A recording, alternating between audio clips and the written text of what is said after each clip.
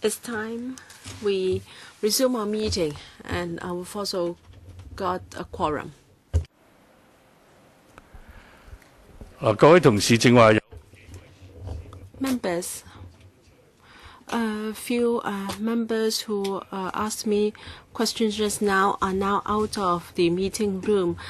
But I will still provide my response. I will not repeat, even if they ask me again later. Some members asked why I allowed Mr. Ip Kwok Him to use a point of order to move a motion. In fact, when Mr. Lee Chuk and Mr. Gary Fan moved their motions, or when Mr. Lee Chuk moved his motions, the person who was supposed to speak was Miss Emily Lau, and he used point of order to invoke 39A to adjourn the meeting. And then Mr. Gary Fan gave me a slip of paper claiming that he would like to move a motion to adjourn the discussion of 39A. I also allowed him. Back then it was Miss Emily Lau's turn to speak, not his. So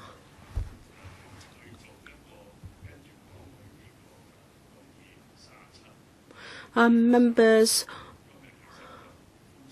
today I've been very lenient in allowing members to use point of order to move a motion under 37A, starting from Mr. Lee Chuk Yen, to be followed by Mr.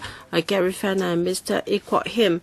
And we will talk about 3 items. And why did I allow Mr. Ip Kwok Him's motion, although it only involved 2 items? Because this is a joint debate, and I will ensure that the FC can be conducted in an orderly, smoothly, and properly manner. So I allow a joint debate on this motion to adjourn under 39. And each member can speak up to 3 minutes. Last week and this week, members have been using 39 to adjourn the meeting. I had no reason to convince me that there is a big difference between Sand, Nant, and Northwest landfills, because the purpose or the reasons for moving a motion to adjourn the discussion was mainly related to the government or its administration or members. All right, the next to speak is Mr. Lang Singh. Thank you, Chairman. Well, we don't need to regard some remarks as being true because they are loudly delivered. However, in order not to waste taxpayers' time, I support you, Chairman, and I adopted the same principle when I was the Chairman. However, some members were really unreasonable, and I think it is for the public to judge. And I won't really degrade myself to take part in frivolous arguments. I'm sure the public are discerning. And I do not support any intention to do a show here. I think our discussion in this Finance Committee is very similar to our motion, our debate on the budget. Many items are discussed together. In order to benefit the public faster, I think we should do it effectively while we can express our views. Well, in Council, we can have joint debates, the more so for this Finance Committee. Some friends have explained to me why legislators are doing this, and Mr. Wong Kwok Hing made it very clearly. Members do this for their own interest, and people are entitled to choose in order to benefit themselves For those who have received Hong Kong cash in Hong Kong dollars and in U.S., well, some of us are already in the U.S. Some members' family have moved to Canada, and yet they are speaking so eloquently here. I'm sure the information will be revealed. So they should not be just attacking other members, but should ask questions on the items themselves. No matter how many questions you have on the items, those have to be asked on behalf of the residents who are indeed going to be affected. And then they should still support waste management for the entire territory. I hope the Council can speed up resolving these livelihood issues. I think that is what residents want. And just now, some members did not achieve their purpose, and so they tried to create more chaos. They were summoning their own camp to come back, and I find that very shameful. Any other members who would like to speak?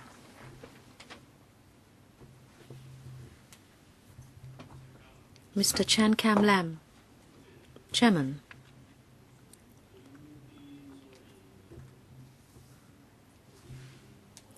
These motions to adjourn the debate or to shelve the items, we always say that such moves are a waste of time. Let us all come clean. If you have questions, ask them. The pro-democratic camp said that these were necessary. But I have heard Mr. Raymond Chan admit that this is also a waste of time. What he meant was, if you would separate the debates, you would actually be able to save time. But, Chairman, I go by your judgment, ruling, and decision. Some members said you should write you're wrong, but I don't think you have committed anything that is wrong. I'd like to say two things to respond to two professors. One seemed to have fallen asleep, and he thought that this was a questionnaire that we are writing. It's wrong. We are not writing a questionnaire today. And another professor said that Mr. Ip Kwok Him jumped the queue. He was trying to win a mahjong game in front of others, but we are not having a mahjong game. So there is no one jumping the queue to snatch the game from other people. Mr. Ip Kwok Him has just acted according to the Finance Committee procedures. I also like to say that many people in Hong Kong play mahjong. We all know that indeed in a mahjong game you can jump the queue and win the game before others. Mr. Fernando Zhang, I do not agree with your approach of having a joint debate, as some members said. Under the Finance Committee procedures, the motion to adjourn has to do with just one item. A member, when speaking on a proposal, says 39. Mr. Gary Fan has said that he is really talking about the Southeast Landfill extension, but then you allowed Mr. Ip Kwok Him to add on to this one. And you allowed him to add another 3 items onto Mr. Gary Fan's motion. I think that is unreasonable, and it is not in line with the procedures. With regard to the Southeast Landfill, it has been a controversy for many years. And the administration has shifted its stance on the saturation date of this landfill. Still today, I can't see any urgency for this to be endorsed in the next 1 to 2 weeks. As we said many times, we could see more urgent items relating to people's livelihood. The administration said amongst the 3 landfills, the Chang Kwan 01 would reach saturation the quickest. But then it has been moving back its timetable, so I am not sure whether this is the most pressing item. And in the course of discussion, I know political parties have different stance. In the past, in the districts, the DAB has said time and again that they objected to the Tseung Kwan O landfill extension. But I don't know why, when they came to the LegCo, they would eventually support the proposal. I don't know why a political party can be schizophrenic. District members of DAB would tell the residents that they objected to the landfill, but when the item comes to the LegCo, the stance of the party would change. I don't know how the DAB can explain itself. When the proposal has not gone through major changes in terms of timing, structure, or the engineering aspect, why is it that the DAB will change its stance between the districts and the LegCo? Does any other member wish to speak? Mr. Gary Fan, you have already spoken. Mr. Alan Leong. I have not called upon you. I'll come back to you when all other members have spoken. Mr. Alan Leong. Thank you, Chairman. Chairman, we are now dealing with paragraph 39 of the Finance Committee procedure. Paragraph 39 is very clear. A member, when speaking on a proposal in the committee, may move without notice that discussion on an item or further proceedings of the committee be now adjourned. So the procedure talks about a proposal, but Mr. Ip Kwok Him is saying we can combine all 4 items together. First, I'd like to go over the logic with you. The 4 items are 4 items. It's quite clear. It's not 1 item. And 4 items are carried in 4 papers. And the 4 papers may be the subject of different stances on the part of political parties. And I also think that when the items are put to the vote, as Mr. Chairman, you ruled that they would be voted on separately as 4 items. In other words, the 4 voting results could be different.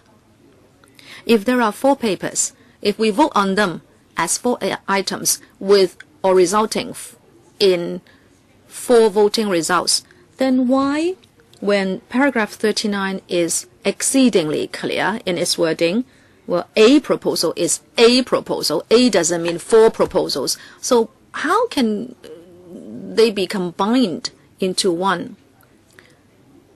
If you want to do this, then it would mean that you can combine any items or any number of items together, and you can deal with the motion to adjourn once and for all. If you do that, you are flying in the face of the original intent and design of paragraph 39. So I would give you some honest advice, Mr. Chairman. Don't do it like that, because this is not logical and it is not well founded. I would say that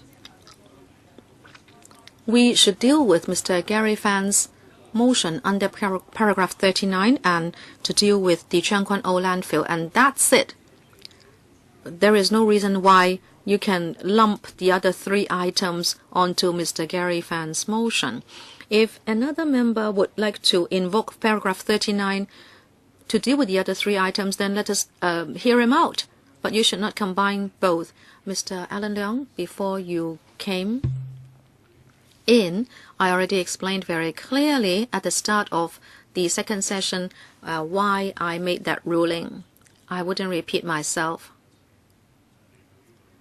I have the responsibility to allow this committee to function effectively and orderly. Mr. Martin Liao. Chairman, I'd also like to refer to the Finance Committee procedure, paragraph 39. It says, a member, when speaking on a proposal in the committee, may move without notice that discussion on an item or further proceedings of the committee be now adjourned. Mr. Ip Kwok Him is also moving a proposal. Mr. Gary Fan is also speaking on a proposal. There is no conflict here. Here it doesn't say that you cannot attend to more than one meeting paper. So it can be interpreted to mean one or more papers. Any other member who would like to speak? If no more members would like to speak, would the administration like to respond? The administration doesn't need to respond. Mr. Gary Fan, you have 1 minute.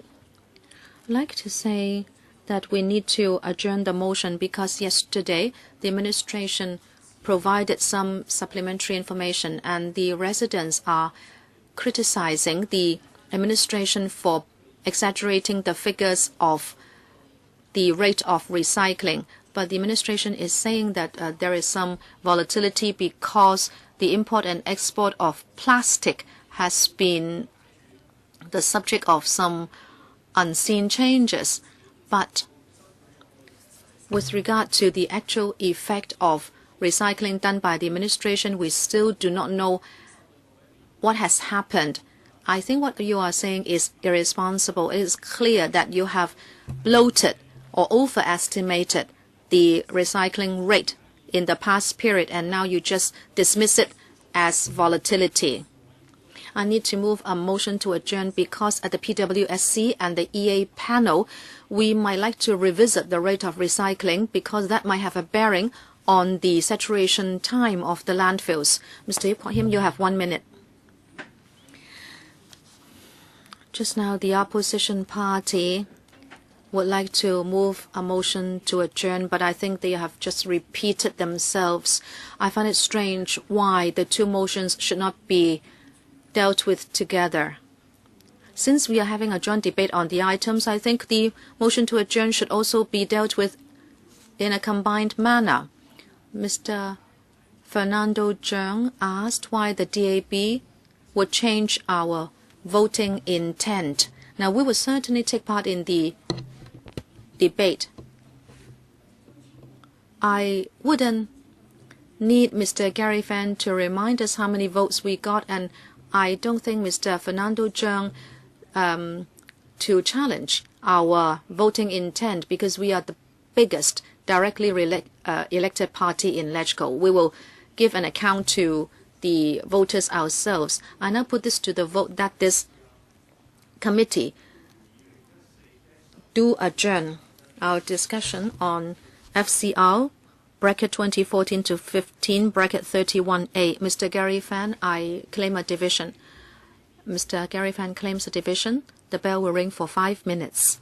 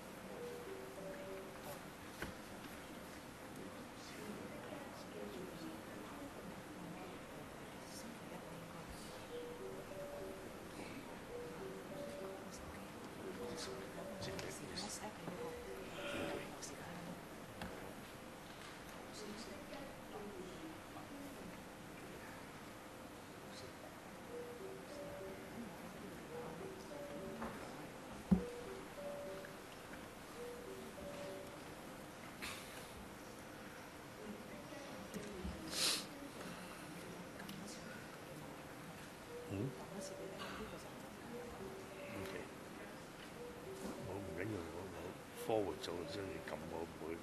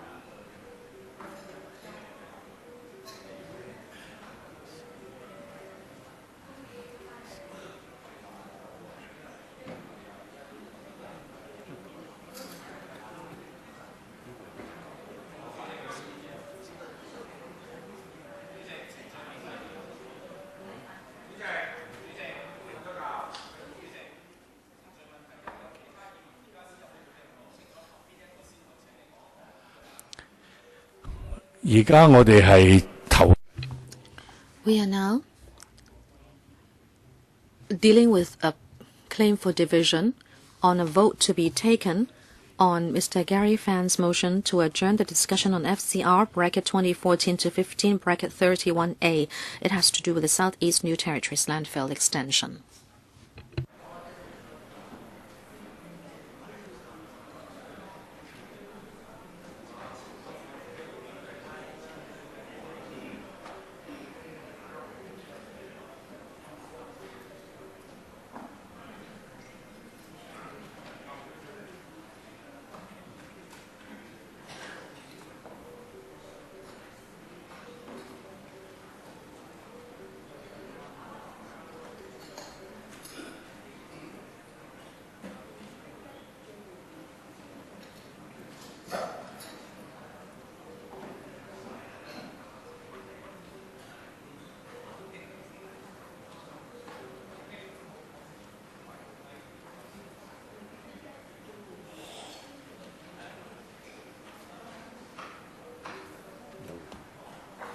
你加女改或者加。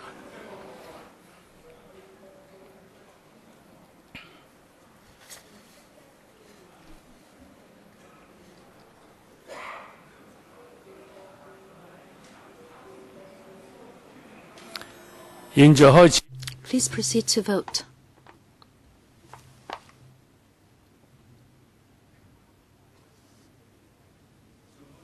Before I announce the voting results, would members please check your votes? Voting is closed and the results are displayed. The results are 19 for, 34 against. I announce or declare the motion negatived. Next,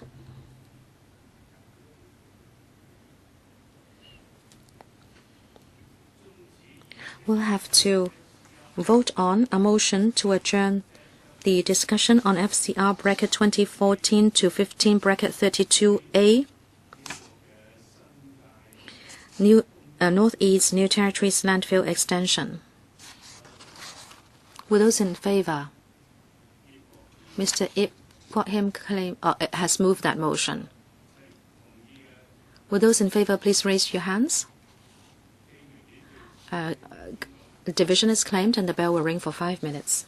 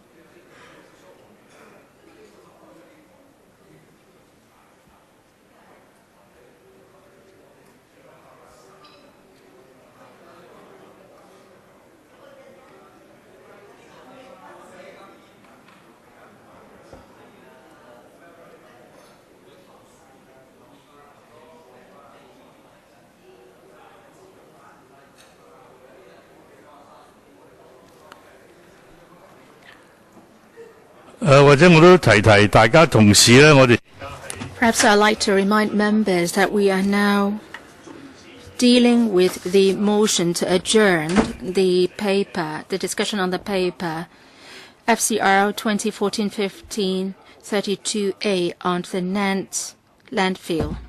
So make sure that you understand what you are voting for.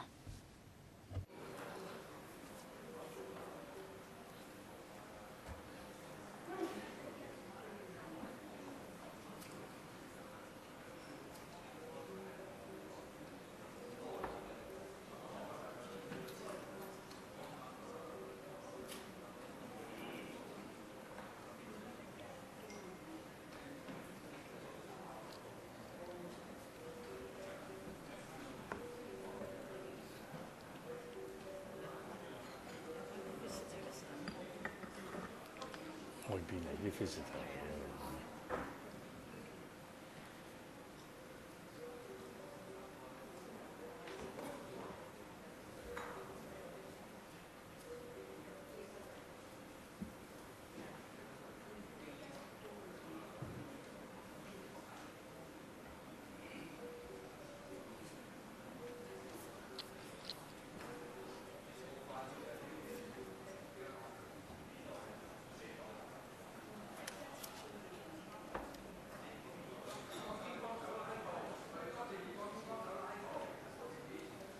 嗰個33咩嘢感覺？現在開始表。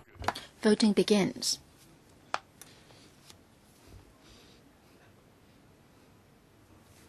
在我宣 Before I declare the voting results, members please check your vote. Voting is closed. Display of results. 19 for, 34 against. I declare the motion negatived.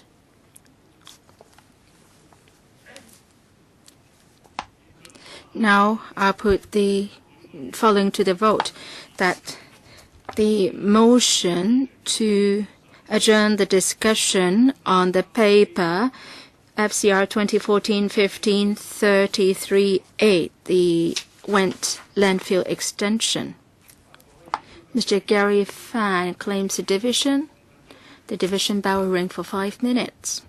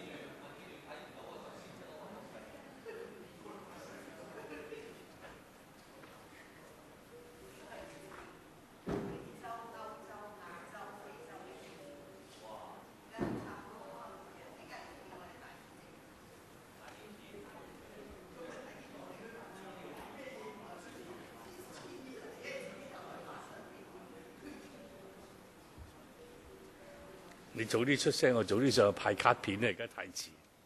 我哋早啲出聲，我早啲上去派卡片，而家太遲，趕唔切。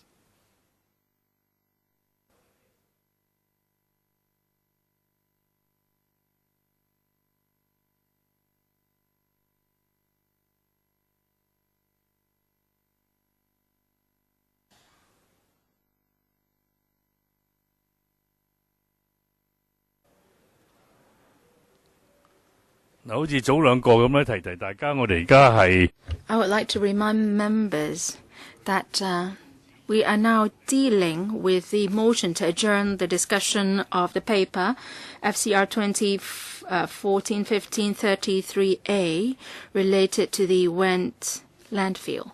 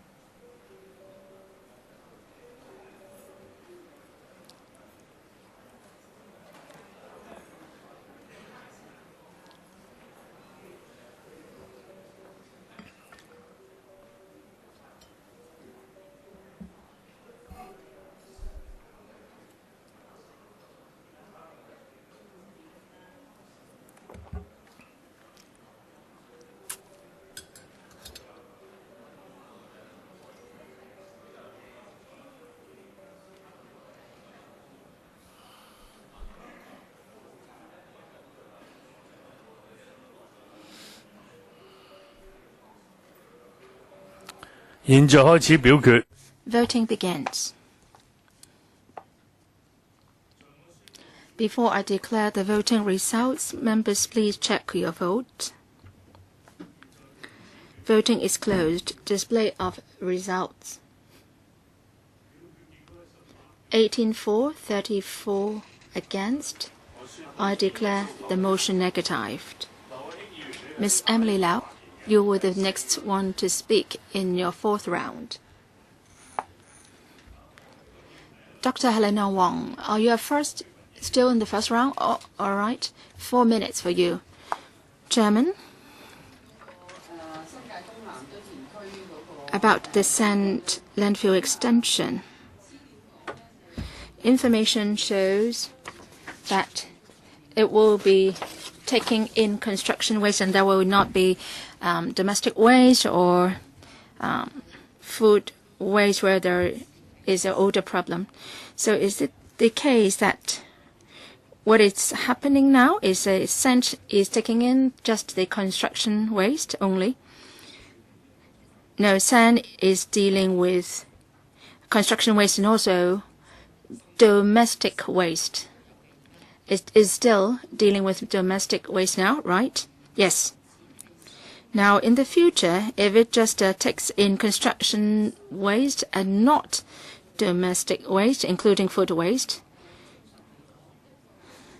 and I'd like to ask, normally, is it the case that any landfill should take in all kinds of waste, including domestic waste, animal carcasses, and so on?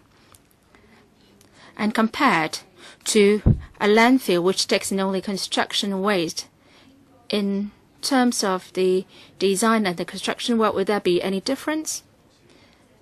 Dr. Chan, thank you, Dr. Wang, for your question. As far as the design is concerned, there is no difference. The landfill taking in construction waste is simpler in terms of its operation because there will be no leachage problem or odor problem. What about the pricing and the structure of the landfill? There is no difference, right? what about the liner system or the wastewater treatment system and so on? No difference. Well, we already have such a systems in dealing with wastewater and other things. So in terms of the liner system and so on, we already have the facilities there. At present, is there any household waste being transported from sand to other landfills for treatment? For the private collectors, they are operating on commercial principles. And why are we placing the landfills at southwestern north? Because we want to shorten the distance of traveling. Now, if we are to take waste from sand to the other two landfills, then we're talking about long distance and large sums of money will be involved. So it's very unlikely that that will be done. I have not been very clear on what you said. I mean, is there any other household or domestic waste being transported from sand to the two other landfills for treatment? Now, if we get the approval from the electrical for the extension, only after that will sand be taking in only construction waste. Now, for domestic waste, which is being handled by FEHD, some of it is already being transported to the other two landfills. Now, if sand is only to take in construction waste, does it mean that the domestic waste from the southern part of Hong Kong and the Kowloon will be transported to the two other landfills? So we have to count on the refuse collection vehicles of FHD to that. So would there be an older problem in the transport process? Thank you, Dr. Wong, for your question. We have a sort of diversion program in place. We have talked with the private waste collectors, and they are asked to start thinking of utilizing the refuse transfer stations around sand. For example, in the Sha Tin and South Kowloon transfer stations, and also the two transfer stations on Hong Kong Island. 4 minutes, Mr. James Tang, in the first round. If the government wants to lobby electrical members to support your policies, you must have policies which are feasible or implementable. Now, in paragraph 5 of the paper, you talk about construction waste. And you said by 2020, in the next 10 years, the MSW could be cut by 40%. So it means that there is a lower need for landfills. But at the same time, we heard that the CE has been saying that in the next few years, many more PRH and HOS flats will be built. And also, private sites will be made available for private developers to build private housing, and 60% more land was provided in 2014. So the construction output will increase by 60% in the next few years. But then you are telling us that MSW will conversely be reduced by 40% in volume. So I am also in the sector, and we are adopting the same construction approach in the past and now. And ENB was making such an undertaking, and Cheung Kong residents don't believe you. Because if you say that the public housing development will be reduced by 40%, then MSW reduction by 40%, then that makes sense. But then what you are proposing doesn't make sense to us. How come that you are building 60% more housing and then you can reduce the MSW by 40%? Mr. Chen. Thank you, Mr. Tian, for your question. In paragraph 5 of the paper, we talked about MSW, a reduction of 40%. But then we know that construction waste, well, actually, over 85% of them has been transported to public landfills for reclamation and other purposes. But then still 15% is going to the landfills. So we must talk with the construction sectors on promoting green construction and reduce the use of non-recyclable construction materials. We will work together with the construction sector and hope to cut down on the volume of construction waste. Mr. James Tan, I said that I am also in the sector. When we put up our tender, the contractors didn't tell us that your target could be achieved. Or else we would not be seeing the construction cost as $4,000 to $5,000 per foot. Nobody told me that there is any innovative approach. Now, they are not going to take the initiative to adopt green construction. And the government, what measures do you have to encourage them to adopt newer methods for construction? I haven't heard anything from them that they are going to have new construction methods. We're not talking about new construction methods. Now, over 85% of the construction waste is being transported to public landfills for reclamation purpose. And our question is, in the future, how can we maintain that recycling ratio and also at the same time do more green construction to reduce construction waste? Ms. Sithill, in the first round, 4 minutes. Thank you. I'd like the Secretary to be more specific about the sand landfill. You are seeking an extension of 15 hectares, right? For Northwest Santee, it is 200 hectares. Now, if the Northwest Santee will reach its capacity in 17 years after an extension of 200 hectares, then for sand, I believe it will be saturated in 2 years or so after extension. The residents of sand, the residents living near the sand landfill would like to see an end to the landfill. Now, with the support of DAB and other political parties, assuming that the paper on the sand landfill is passed, should you fill it up as soon as possible so that it can be a green space? You can start your work as soon as possible. But reading your paper, this is not your intention. You want to prolong the life of that 15 hectares, bringing much nuisance to the public. They are concerned that you would like to leave the landfill open so that there can be more rounds of extension. That is their greatest worry. So, Secretary, can you explain to us? Now, if these 15 hectares do not accept MSW so as to prolong the life, can you tell us the logic behind it? Does the administration have the target of closing down the sand landfill eventually so that it can be made green as soon as possible?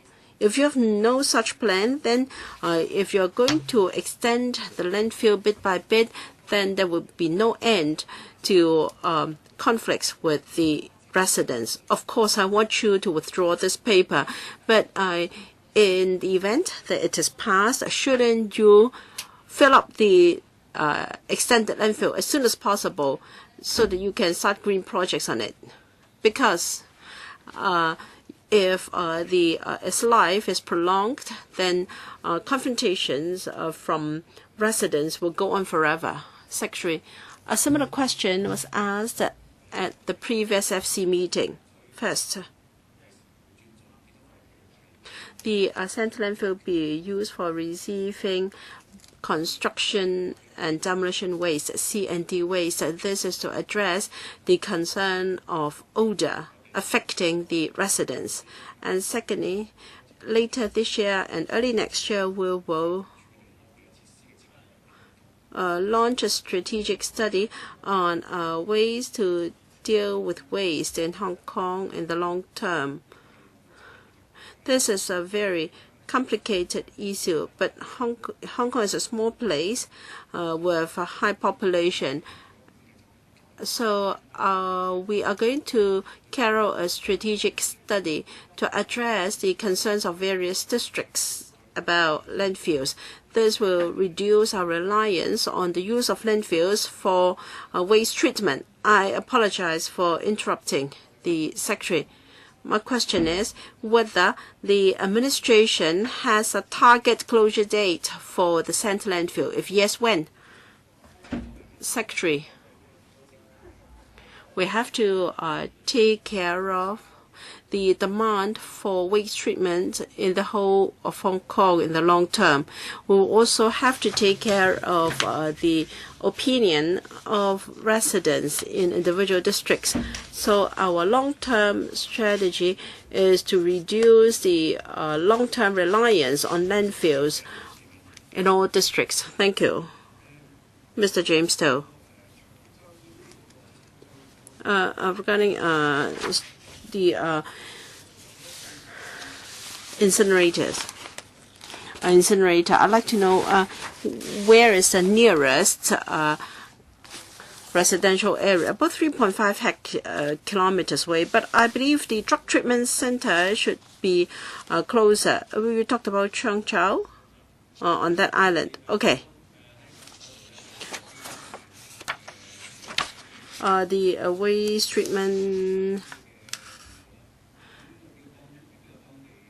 well, on the drug treatment, there are about 200 people or 200 and 300 people living in that drug treatment center, including employees. Now, because of the island is just next to that facility, NGOs are heavily subvented by the government. Of course, they dare not oppose the projects very strongly. But I have been on the security panel for a long time, and some sectors, including social welfare, social workers, have reflected to me that they have no choice and they have to live next to that incinerator if the project goes ahead. Now, it is so close, just next to it. I'd like to know whether there are places in the world where inhabitants are so close to an incinerator, even using UU standards. Now, they are kept there, they live there, and they're always there.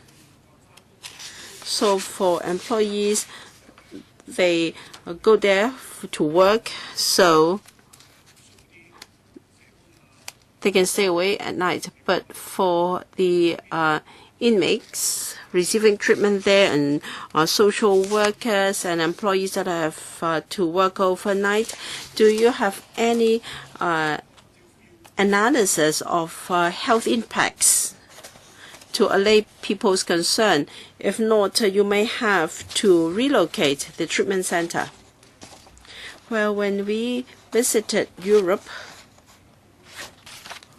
we saw an incinerator in Denmark just a few streets away from residential developments. And Macau, the incinerator there is just a few streets away from residential developments. And in Japan, incinerators are just next to kindergartens and residential developments. We do understand that the technology is mature enough to ensure the health of residents nearby. Well, for Stonecutters Island, the treatment center is 400 meters away from the chimney of the incinerator. And we visited Europe, and in Denmark, Kuroski is 250 meters away from residential developments and 200 meters away in Amsgard. And in other places, there are residential developments as close as 200 meters. I'm not asking you about what people do elsewhere. I'm asking whether you have any authoritative scientific evidence to show that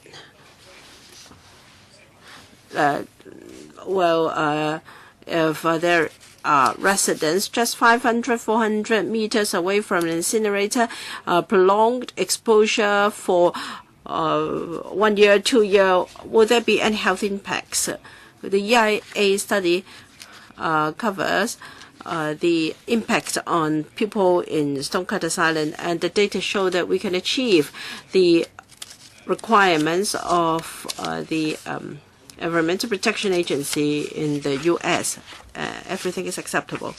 Mr. Albert Chen, can you please follow up afterwards? Speaker is off mic. Speaker is off mic. Speaker is off mic. Are you talking about the Department of Health in Hong Kong? Can you give a written reply or ask the Department of Health to answer Mr. James To's question? We'll provide a written reply first. Okay, a written reply first. If you're not happy, let's see when they can come to answer our concerns. Mr. Albert Chen, 4 minutes for a sign. First, I'd like to thank Mr. Tam, who has prepared more than a dozen pages of Q&A.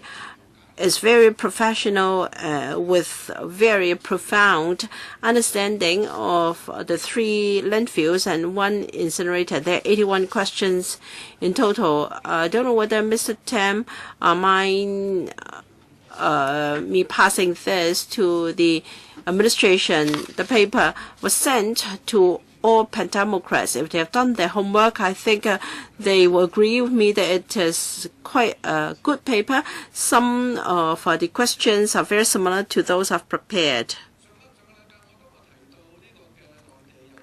Last week, I mentioned that on the mainland, they have new developments in incineration. Some use plasma, and I saw the secretary and his colleagues shaking their heads. Perhaps they're not aware of that technology.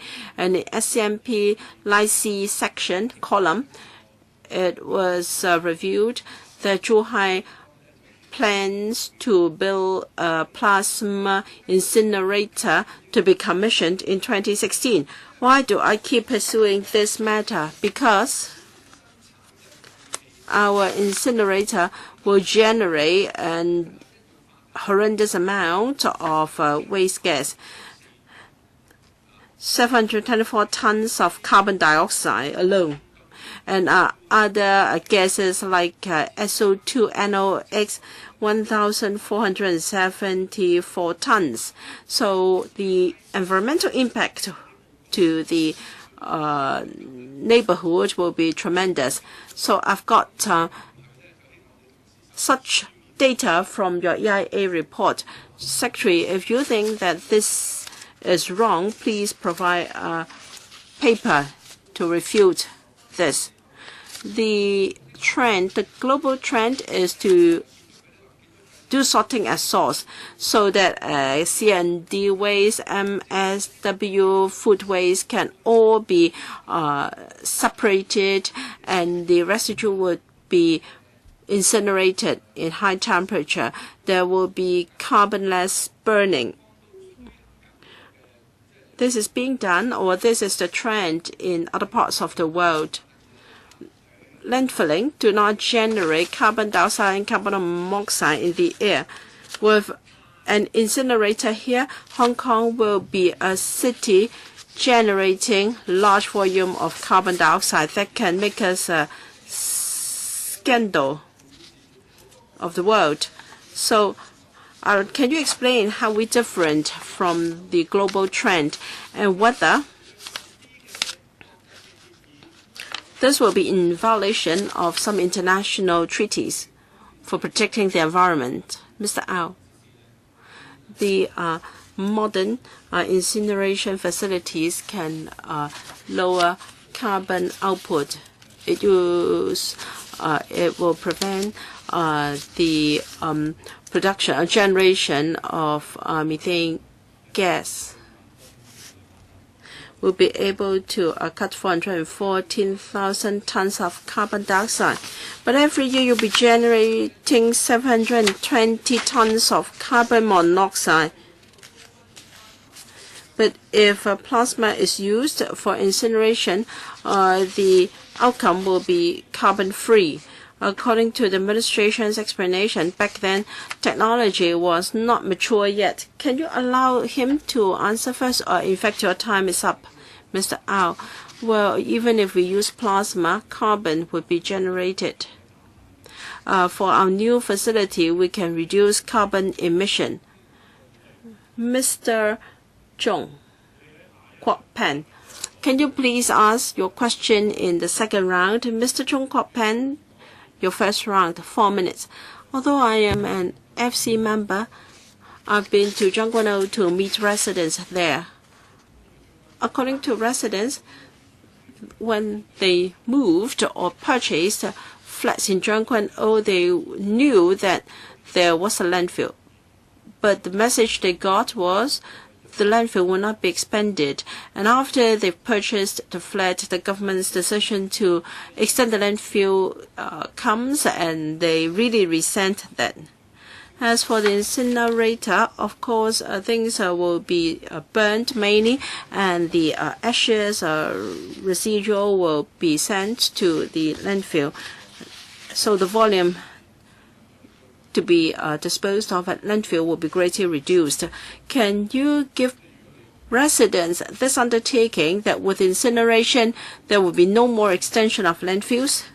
If you can give this undertaking, I think it will be easy for us to answer queries from residents. Mr. Zhong, this question was asked. The incinerator in Shakuchao will handle 3,000 tons of waste per day. That is only 1/3 of the waste we generate every day. So the incineration cannot totally replace landfill. It is our intention that in future we don't need landfilling anymore. We have to do a comprehensive study. I'd like to clarify that, as said at the last FC meeting, in the past 10 years, we have always got the preparation to extend our landfills. So you said that there was no intention to extend sand landfill was misleading. Mr. Zhong, according to the Secretary, incineration technology is very mature, and in places like Japan, they can have incinerators very close to residential developments.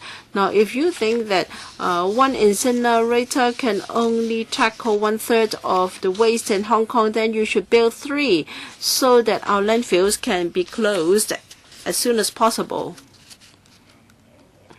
Secretary. Now, we are going to carry a study to move towards zero landfilling. That would involve MSW charging and recycling and other measures. However, it has taken us almost 20 years to plan this incinerator in Shakuchao. So one incinerator alone cannot satisfy our demand, but we must race with time. We want to start the study as soon as possible so as to deal with the issue in the long term. Mr. Zhong, the Secretary talked about reducing waste. You must ensure that our recycling industry can catch up with your pace.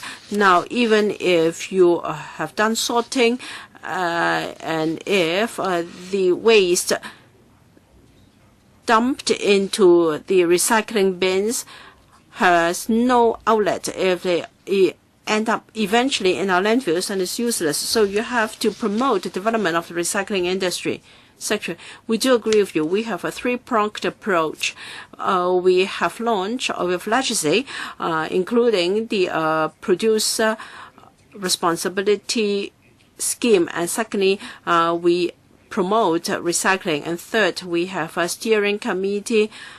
We have a recycling fund on the list to get funding from FC. We hope that this can improve the situation. Mr. Wu Chiu-wai, second round, 4 minutes. Thank you. We'll talk about the incinerator in Shakuchao, right? It is on the sea, and every day we have to transport 3,000 tons of waste to the island. And we understand that the incinerator will operate around the clock, but you know the weather in Hong Kong does change. There may be typhoon, cyclones, making it impossible for waste to be transported there by sea. And should this situation arises, what will be the impact on the operation of the incinerator? What is your contingency plan? And secondly, we had an incident where a vessel carrying foam pelts overturned, capsized, and that has caused the plastic foam to go into our sea. So what is your contingency plan? Because the operation of the incinerator on that island can pose risks to the environment. Well, for waste from Hong Kong Island and Kowloon West, we are using, we pack them and we send them by sea to landfills for treatment. So it's nothing new for waste to be transported to Shakuchao for incineration. Well, for instance, in a typhoon attack, marine traffic has to be suspended, and we will have a contingency plan that's similar to our current operation. But for the IMWF, there is storage space. We know the typhoon season in Hong Kong, and it can still operate during a typhoon. I understand some experience has been accumulated, but indeed incidents, unfortunate incidents, actually happened, and I was asking you about the contingency plans. As the Secretary said, we have got 20 years experience at the 3 RTS in terms of transfer by sea. In the future, there will be different contingency plans within the waste management scheme. Mr. Wu Chi-wai, well, I think that is only some kind of supplementary information, because indeed in 2012 there was this disaster involving plastic pellets when a ship capsized. Now I'd like you to supply information about the risk factors and whether the rate of this happening is really very low. I'd like you to supply information. Secondly, I also like to seek some more information. You say we use EU standards in order to design these waste management facilities. I'd like to ask whether the EU uses just one single standard for different facilities. If there are different standards for one facility, by using what criteria do we choose those standards? And also the EU updates the standards in cycles. Do we also have to follow the pace of their updating? Well, in terms of EU, we have different guidelines and directives. As if they are updated or changed, we will act accordingly in order to improve the design and operation of the facility. Mr. Albert Ho, third round, 3 minutes. Chairman, last time I asked about the cost effectiveness of the Shakuchao landfill. I got information saying that in Zhuhai, the plasma facility that would be completed in 2015 seemed to be costing $3.5 billion. I stand to be corrected, but for us it's $19.2 billion. Every day it can incinerate 2,000 tons, but for us 3,000 tons. However, ours is much more expensive. And also the generation of electricity units would be 200 megawatts, but 10 for us only. And every day in Hong Kong, we turn out 1,000 tons of toxic ash, but none at the other facilities. So it seems the cost effectiveness, it's quite different. Why don't we go for plasma gasification? Mr. Yao. Chairman, we have been trying to get more information about that facility, but we could not get a lot from the internet. Gasification as a technique is still being trialed. There has just been one facility of a 200-ton capacity. These facilities have to mature over time so we can get data about the cost effectiveness. But we are now faced with an urgent waste management problem. And if we go for a 3,000-ton capacity, we don't have a lot of choices. Gasification must be proved to be effective over time only. Mr. Albert Ho, in Zhuhai, they already got a plan to do it. Again, I stand to be corrected. Have you talked to them? Have you talked to their experts to see why they are so confident and what information they have got? We are going to spend a huge load of money, and I don't want us to lag behind the most advanced standards. I don't want us to go for something with low cost effectiveness. Why don't we be more prepared first? Or are you saying that the Zhuhai facility is not mature in technology? Now, if you want the information I have got, I can give it to you. So have you talked to Zhuhai experts? Secretary. Chairman, Mr. Ho, we are keeping abreast of the latest developments. We have been to a C40 meeting involving the representatives from cities with advanced waste management facilities, and we have come to a consensus that gasification is not mature. And this is the consensus view of advanced cities around the world. Recently, a member mentioned the Shanghai gasification plant. It is just being trialed, and it is not dealing with MSW but special kinds of waste.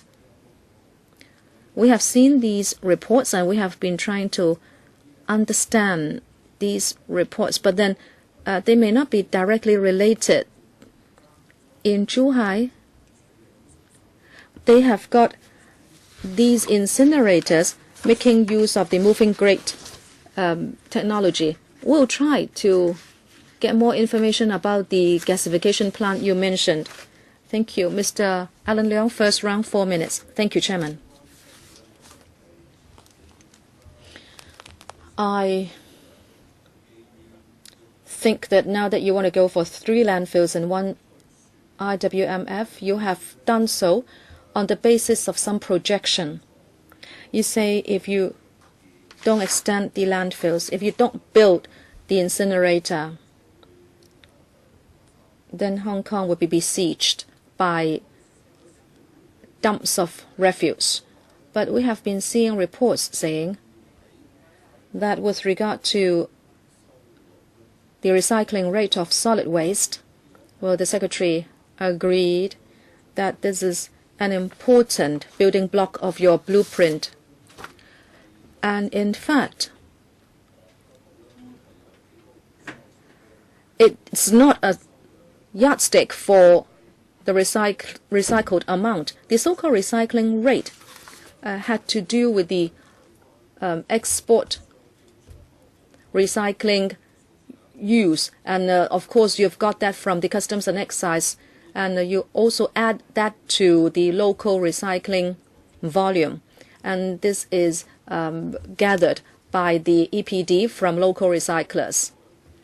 This so-called recycled amount or volume would be turned into a factor, and you use another figure as the denominator, and you multiply that by 100%, and therefore you have got this recycling rate of solid waste. Now, I have heard the Secretary say that you have in mind in 2011 there would be 48%, and that should go up to 55% in 2022. I am interested in the end game. Is it that you would have a complement of all the factors? You would have reduction at source and then recycling, and in the end, if there is nothing more you can do, then you put the waste to incineration. That's the concept.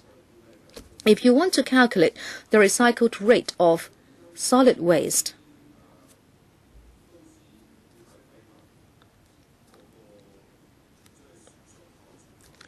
but if you go for the exported recycled volume, and if that is only a figure reported to the Customs and Excise Department, then the entire blueprint will be wrong because you have based it on inaccurate assumptions. Some TV stations have said that we are talking about imported waste.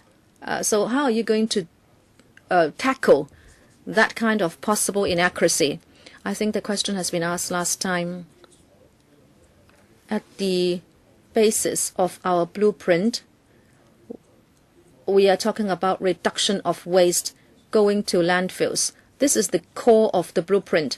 The core is not recycling. If we can prevent the production of refuse, we don't need to boost the recycling rate. So it is important for us to prevent the production of waste. And we want the recycle effort to increase by and by, but that is not the core. And our paper has shown that we are revealing very transparent figures about the recycling rate. And what we are doing is in line with international standards.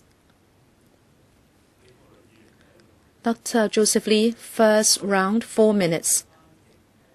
Chairman, a few months ago, I was in Shakuchao.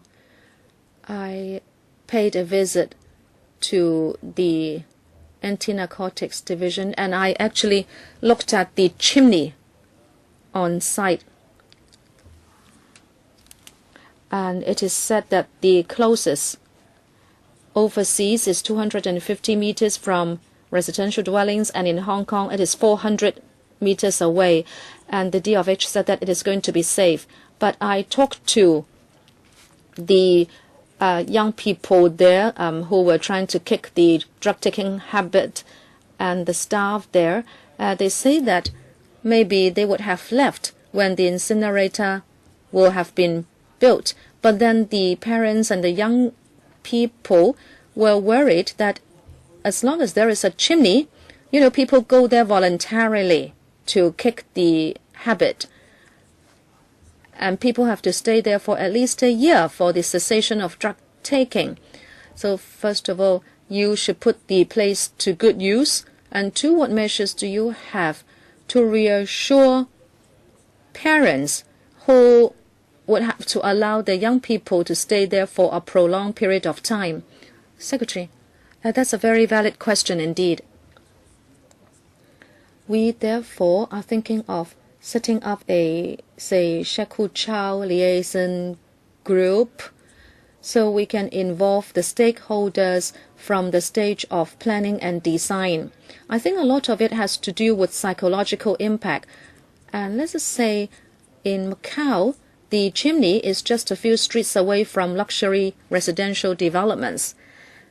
I think it is a matter of allowing residents to understand the situation. If necessary, we can go to Macau together. And design-wise, we can minimize the visual impact from the villages, including illumination at night. We can start from the stage of design and planning so we can allow them to have a better understanding. Chairman, some people who work there and some parents would like to be reassured. I won't object to your proposed trip to Macau, but they would really like you to take measures or promise to take measures that when the incinerator is being built or when it has been built,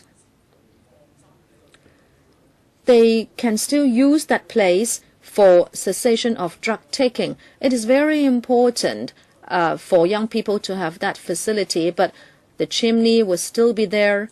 And if people don't use that place because of the presence of the chimney, we are going to be wasting that facility. Two things. One, we have started to liaise with ACAN in order to provide more publicity and education to reassure the stakeholders. Secondly, we would increase control and monitoring on site in order to minimize nuisance both day and night. And three, we can set up a communication channel. I still have half a minute. After it is built, when the incinerator is up and kicking, I hope there will be regular measures taken to make sure that it is safe and also to reassure people psychologically that it is safe.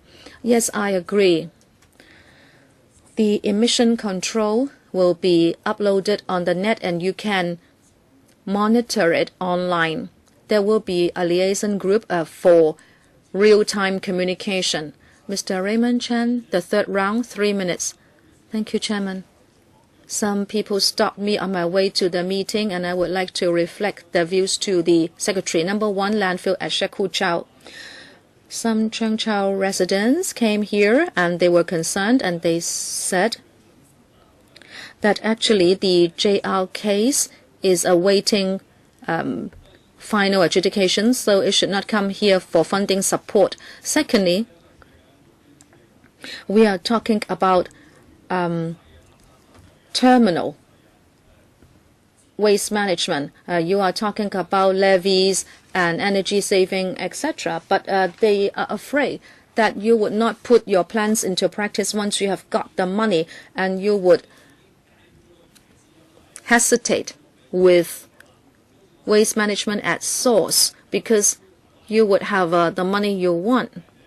And I was asking whether we would follow the footsteps of Taiwan, but then no, you would get the money and it's up to you to do a good job or not. Many members asked about the distance between the IMWF and residents. You showed us international standards that now the distance is quite okay because the distances overseas are even shorter. However, if that's the case, why do you only go for one facility? Why don't you build incinerators like Columbaria? I'm not saying you need 18 of them. Is it that you don't want to fight too many battles? I like you to answer whether you have considered building more smaller ones. And now you say you can only tackle 1/3 of the load. And how can you make sure that you would not extend the landfills further in the future? I gave you a multiple choice last time, but you could not give me an answer. What about your thoughts about the incinerator, Secretary? In fact, on the contrary, many people are telling us that we should go for the Shek Hu Chau facility as soon as possible. We know there is a JR case, but we are trying to get your support in order to go through the bidding exercise because the award of the bid would take 1 or 2 years. Therefore, while the JR case goes to CFA, we'd like to generate a bidding exercise so that we can implement that plan as soon as possible. But in the long term, we would be conducting a study on future environment management in Hong Kong. We would like to engage the entire community in a dialogue. And that will have a horizon of 10 to 20 years. If we can kickstart that study in this year, we'll be able to help Hong Kong's long-term development. Mr. Wu Chi-wai, third round, 3 minutes. We have seen reports that in Zhuhai there will be a gasification plant, and in Shenzhen they are poised to build more incinerators. Mr. Secretary, do you know about these facilities, where they are, for example, and their treatment volume? Will they have any relationship with Hong Kong? Because in overseas countries, when an incinerator is built, when there are other measures to reduce waste, say if you do a good recycling job, then the incinerator will be operating under capacity. My worry is, if we already have so many incinerators around us, do you know about the capacity? Can we have any complementarity between ourselves and them?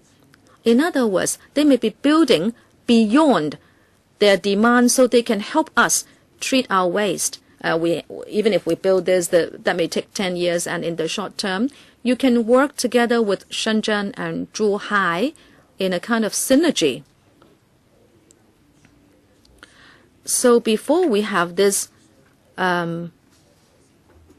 terminal treatment facility, and before we can succeed in reducing waste at source, we can still do something in the interim. Secretary. Chairman and Mr. Wu, conceptually, we have to clarify something. Municipal solid waste should be handled by the city that generates it. We understand that the mainland facilities still do not build up to the demanded capacity, and they would have to still take care of their own demand, and also conceptually we should deal with our own waste. I understand, but since people are already building 3 incinerators, I'd like to know whether the Secretary knows how they would be tackling the volume of waste that they are producing. In other words, would there be any latitude between the waste they produce and the waste they can manage? I'm just saying that if they build high-capacity incinerators, they might need MSW to be incinerated. I'm not challenging your concept. Secretary, on the mainland, they do have projects on incinerators and landfill extension. They do have their own needs for doing that. Do you have any information for us? Well, we can find out more about the facilities in Zhuhai and Shenzhen. But then they have nothing to do with our proposal being in discussion. Dr. Fernando Zhang, 3 minutes. The Sand landfill at Zhangguanou will mainly take in construction waste in the future, and according to official statistics, in 2011, some 3,000 tons were landfilled, and that represented only 6% of the construction waste, and that is 94% of the construction waste are being recycled. Well, if this is the percentage, then that's a very good thing. But we have a population of 7 million here, and every day, if we have 3,000 tons of waste every year, then that means 20 million tons of construction waste. That's a staggering number. I think we are on the high side compared to other cities. Of course, we do have a lot of infrastructure projects going on, and that has to do with the volume of construction waste. In 2005, the EPD also put in place a charging system to try to reduce the volume of construction waste, i.e., construction waste taken to be landfilled has to be charged. And well, the cost now is $125 per ton.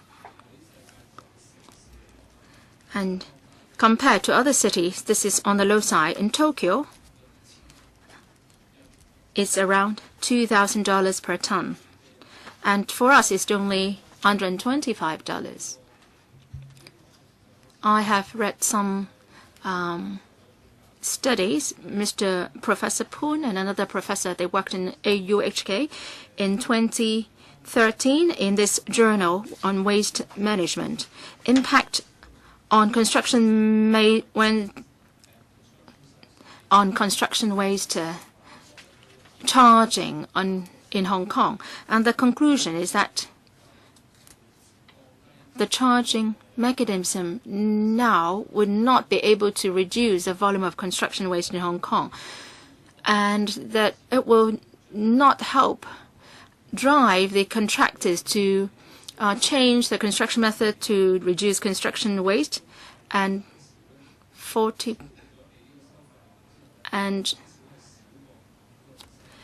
with the charging system in place, only less than 5% of construction waste can be reduced. So that doesn't do good that doesn't good at all. So, Secretary, have you considered reviewing your charging mechanism to reduce construction waste? Second round, Mr. Alan Leung. I think our Secretary is trying to evade my question. Waste reduction, recycling, and reuse and incineration are the 4 approaches that you adopt.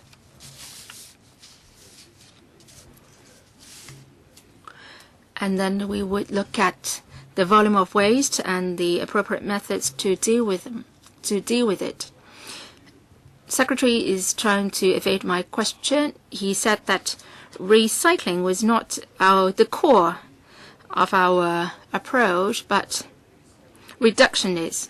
But then recycling is part of your blueprint. And based on that, we have to, the recycling is an important factor of how much resources we put into waste management in the future. Well, a TV station has produced this episode saying that there is exported recycled waste, and actually much of it has in fact been imported to Hong Kong and then re-exported, so that it just passes through Hong Kong and then exported. So, Secretary, in order to for us to come up with an accurate assessment of the volume of waste to be treated, have you considered doing something with the forms to be filled out by exporters and declared with the customs? Can you do something to check on the re-exporters, and so that we can identify the situation more accurately? On the Ye panel on the 24th of March 2014, we have already discussed the subject. And as what Mr. Leung suggested, we are going to, in relation to the recycled materials imported by the importers, we would be talking to the relevant importers and try to find out the situation more. Can you be more specific?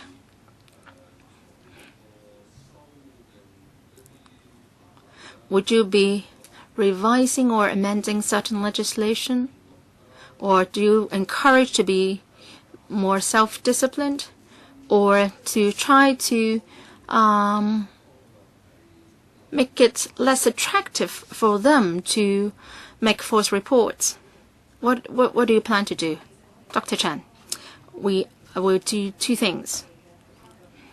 The Customs and CNS colleagues have explained clearly that those who made declarations with the Customs and issued them with guidelines on how to make correct declarations.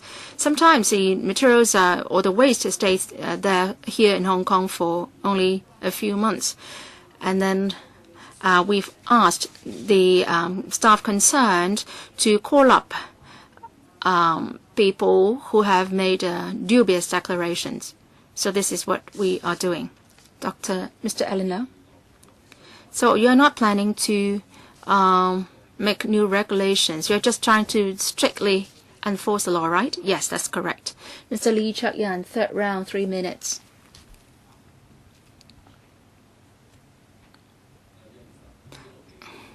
When we discussed this subject, the administration said that it cares about residents' views in Tuen Mun. There are 200 actors in expansion. Well, this is a staggering figure.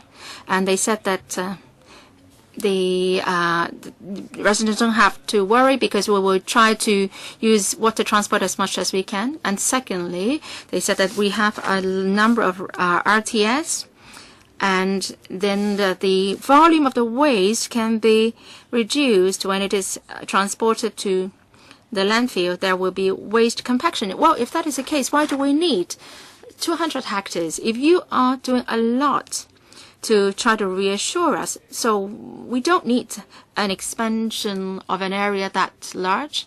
I have questions. Are the RS really useful? Well, you are also talking about slashing the costs, but then still you are talking about an area of 200 hectares. If you do more, is it the case that we need an expansion area much smaller and not 200 hectares? We don't see any effects of what you are doing. So how can we be sure that RTX can be effective? Well, I must clarify. The Tuen Mun residents or district councils are very concerned about the landfills of domestic waste, the odor problem, and so on and so forth. But in the long term, even if we have a waste reduction at source, energy, waste to energy approach, and so on, we still have to deal with the inert waste. Well, that's the truth for any city in the world. We need landfills in the long term, but we have to reduce the volume of domestic waste or MSW. And we have had a long-standing dialogue with the Tuen Mun DC, and we try to increase the volume of waste to be transported via water transport by 1/10. And we would also be adding RTS at appropriate locations, so that in the long term we can shorten the journey of the refuse collection vehicles. We are talking with the Tuen Mun DC on an ongoing basis, and this is what we're doing. And we would also study these issues in our long-term plans. Well, Chairman, we need statistics. I said just now, well, perhaps next round. Next, Ms. Sitho, second round, 4 minutes. Thank you, Chairman. I would like to follow up on my earlier question, and that is, why is it that in St. Landfill you are not thinking about a sort of end game here? The residents have been tolerating the situation for a number of years. They would like to see a date on which the St. Landfill will be closed down altogether. Is it because of political reason that you are not doing that? Now, the administration said that if it budgets in because of political pressure, then other people, like those in the Nantes and Went, would also pose pressure on you. But then these 3 different landfills are so very different, because for St, there is residential dwelling nearby. So if you are not thinking about an end game for St. Landfill, what is your consideration? And you are proposing a 15 hectares expansion, and you want to try to gain more votes. Now, if this is the reason, then you are not doing any justice to Zhangguanou residents. you also mentioned that only construction waste will be dumped at Sand Landfill. Well, how come that construction waste cannot be taken to Nant and Went as well? Because, well, there's no reason why it should be taken to Sand. I think this is a political decision, and I don't think that based on these political reasons, you are still having Sand and causing nuisance to Jiangguanhou residents. I think you must withdraw this expansion plan for 15 hectares in Sand. Now, also, if you have enough votes to support you to get Sand proposal passed, you should give us an end game, and then you should close it down as soon as possible and carry out restoration works thereafter. Secretary, many people believe that different districts should have a balanced sort of responsibility for such landfills. So we have different landfills in different parts of Hong Kong. We should have a balanced approach. And Ms. Ho mentioned about whether there should be an end game for Sand Landfill.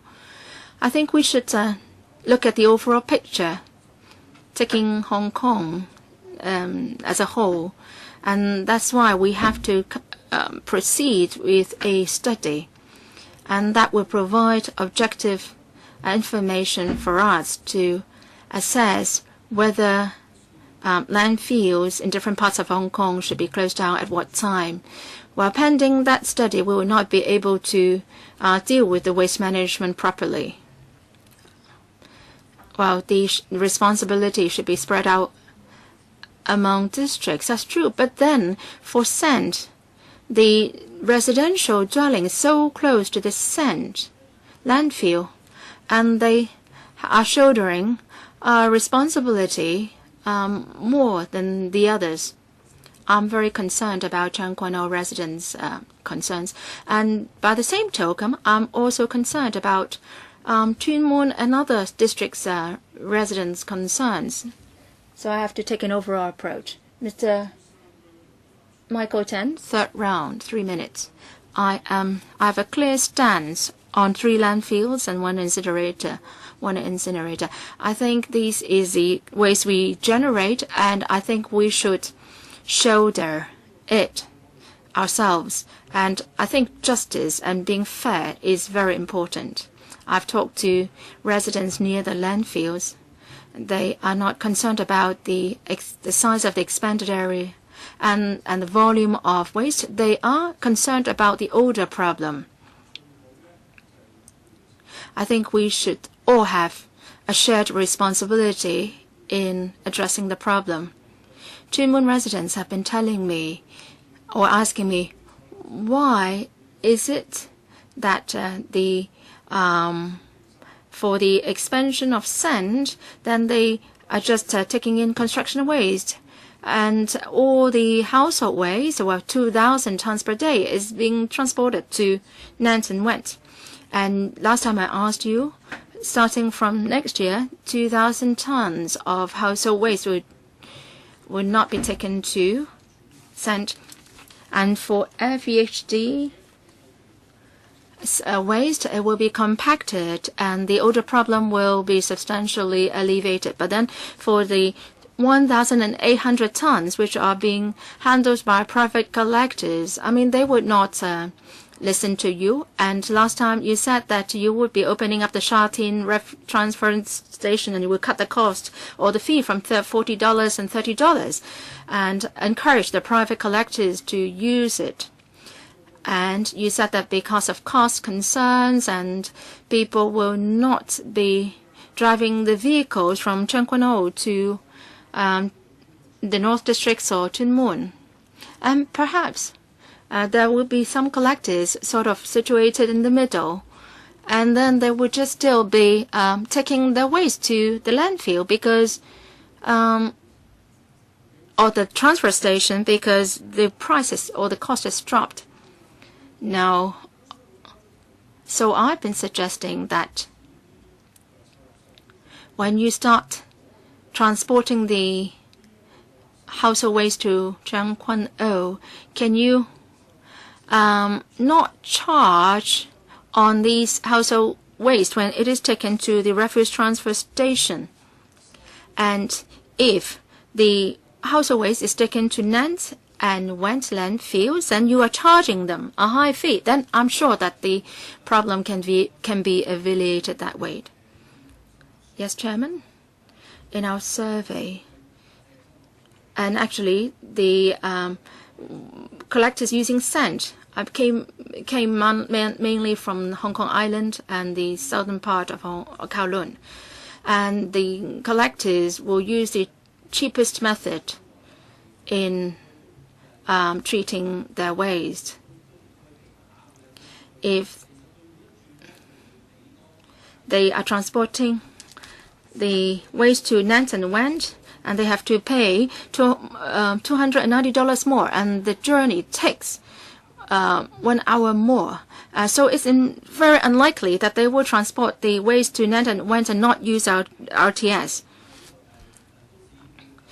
Also, in our study on MSW charging, and we can study imposing different fee levels for different treatment facilities. Mr. Leung Yu Chong, fourth round, 3 minutes. Well, if I remember correctly, I stand to be corrected. Secretary, in your answer to Mr. Gary Fan last time, you talked about air quality. You used air quality objectives as a reference. But when you answered my question on the incinerator, you said that if the pollutants go beyond the EU standards, there will be a penalty.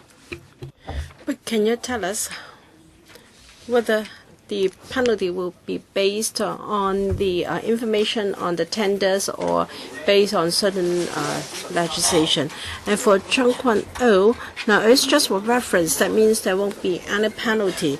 That means there is no guarantee for air quality. How can we ensure that there will be no exceedances? Secretary, regarding the emission from Shekujiao, we have a three-pronged approach. First, the contractual terms, and second, you understand, we have EIA requirements, which is also legally binding, and also we have the air pollution control ordinance. Regarding the situation in Sand landfill, instead of dealing with MSW and food waste, there will only be C&D waste. That means the number of trips, vehicle trips, will be reduced by half, from 1,000 to 500. That means after the extension, there will certainly be an improvement because number of trips will be reduced, and we will monitor together with the residents to see what further improvements can be made with continuous efforts. So this is positive improvement.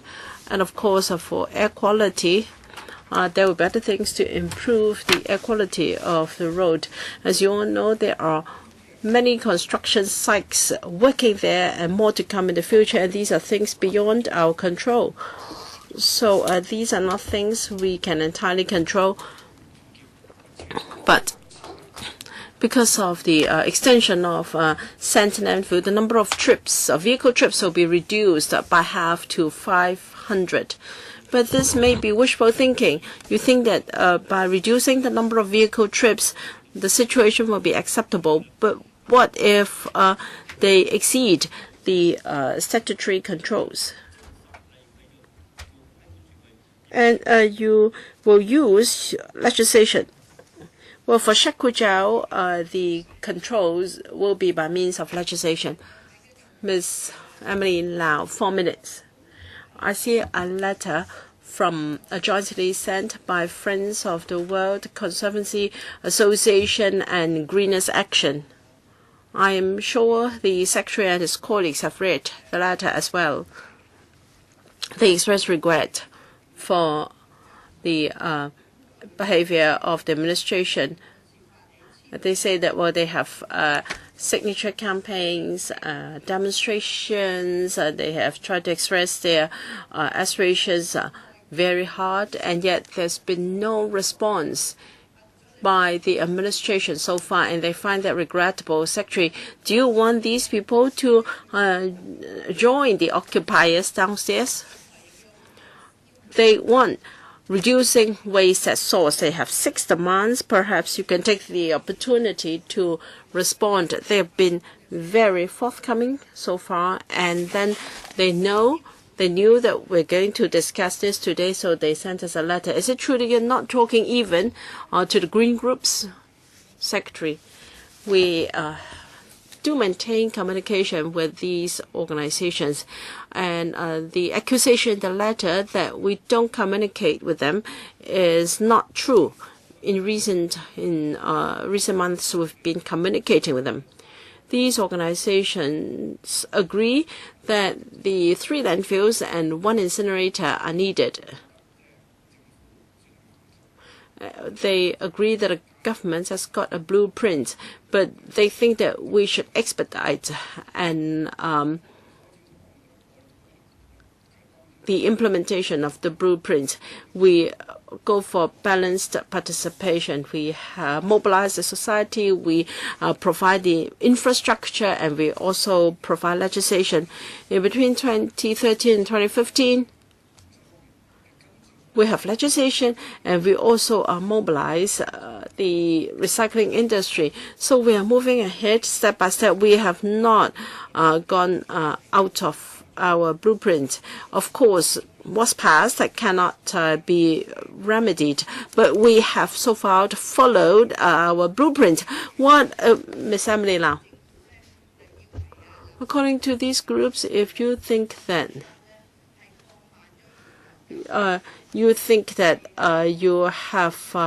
you're going to slow down your pace in reducing waste at source, you are jeopardizing the welfare of environmental protection in the future. So why can't you convince them? Is it that you don't have a common language? Well, our blueprint is very clear. We are marching forward according to our pace. We have not dragged our feet. We have not deviated from our plan. But now, the Secretary, and we as Secretary has followed the blueprint step by step. We have not slackened our pace. Whether legislators and the community have slackened their pace, I don't know. Mr. Lee Chuk-yen, 3 minutes. My question was not really answered in the last round. I asked for information. For instance, there will be more trips by sea. Can you give us the increase? And then some can be compacted at a refuse transfer center or transshipment center. So if you can really do increase that to a large extent, why can't you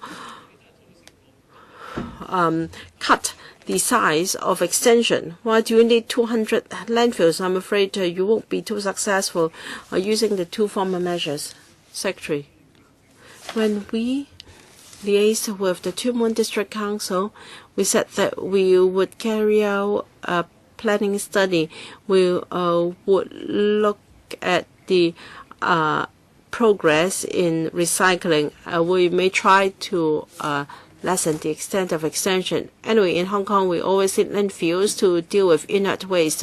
Whether it should be 100 or 200 hectares in the long term, they are needed. And Tuen Mun's greatest concern is odorous MSW. So we are going to compact such waste. And we will see the percentage of the landfill required for landfilling MSW, but we also need space to deal with C&D waste. You have to understand the 2 things are different. Regarding the refuse transfer center and also transportation of waste by sea, well, it is different, or it's not relevant to our landfill extensions. We need such measures to lower the impacts. You say that these two are different matters, but I beg to differ. You say you need to transport by sea so as to lower the nuisance. But I think for the refuse transfer centers, you can really compact your waste, the waste. Can we redo that so that we can reduce the demand on landfills? The volume will not be changed, but using transportation by sea, well, when waste arrives at landfills, even though there is no compacting beforehand, we will still do that. So that it won't make a difference in terms of volume. Mr. Albert Ho, the Tumon District Council has strong views against the extension of the landfill there. I think you agree with me, and even the DAB agrees that the extension should not be so sizable. If you can reduce the size of extension, that can be discussed. But you know, they have a lot of pent-up grievances. For instance, for Black Pillar, they have been using land transport, leading to odor and also waste and also soil along the road. And then you want to build a columbarium there. The number of niches will be increased from 110,000 to 160,000. So yes, I know you will make use of the sea to transport waste, but we're not sure whether you are going to live up to your undertaking, because the extension to such a large extent that we're really worried. I think you can consider doing it bit by bit. For instance, instead of 200 hectares, you can scale down to 150 hectares or even lower, so that people will feel that you have the sincerity to gradually reduce the reliance on landfilling. Members have a lot of questions to ask on recycling. The government has not done enough. You say that it's from 40 to 48% or 50%. We query whether this figure of 48% is correct, whether there is any basis, and you want to increase that to 55%. Can you really do it? Now, if you do we need to extend the landfills? Bearing in mind that you still have the IWMF. Thank you. Mr. Ho wants us to scale down the extension of landfills. We agree. We know that this is the demand from the community, and you also want us to enhance our support for recycling. Yes, we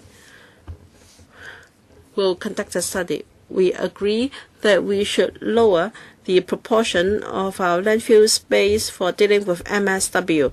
So through that study, which will take 1 or 2 years to complete, we will see whether there is scientific and objective data to report to LegCo, so that how we can phase out the extension, and whether we can lower the area of extension. Assembly Lau, 3 minutes.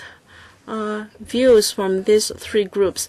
The security said that the community are not too concerned about the 3 landfills and 1 incinerator.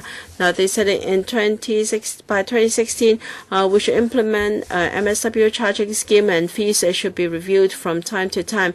And secondly, there should be a clear timetable. Before 2018, the producer responsibility system should be extended to plastic wrapping materials and so forth. Third, to start a review of charging on C and D waste. And 4, to ensure that useful recycled materials will not go to our landfills. And 5, by 2018, to ban all food waste and commercial waste to be dumped at landfills. These are your proposals. Why don't you answer these questions? They're looking at you now. Secretary. We do have a clear timetable and roadmap in our blueprint. Scholars and experts who are interested in this subject agree with me that the blueprint is reasonable. We said that within 2015 to 2015 we'll complete the public consultation and legislate, and this is in line with our current pace. Starting from next year or early next year, we will submit a bill to this council. This is moving according to the blueprint. Obviously, your blueprint is very different from the demands of the green groups. No, there is no difference. First, we have done with the greatest speed the public consultation, and we've coordinated relevant departments. We hope that early next year we can introduce the bill to council. Regarding the time to take to pass a bill, well, you've been in the council for a long time. You know that the blueprint is reasonable. It is a balanced approach. Green groups talk about food waste. Food waste should be banned from landfills. We agree that this is a reasonable aspiration. You have to understand that green groups have their ideals. We will move as close to these ideals as possible. We have suggestions in the blueprint which may not suit Hong Kong best. There must be a communication of green groups, and for some of the measures we have to do it later. Members who want to ask questions have all done so, and it's also time to close.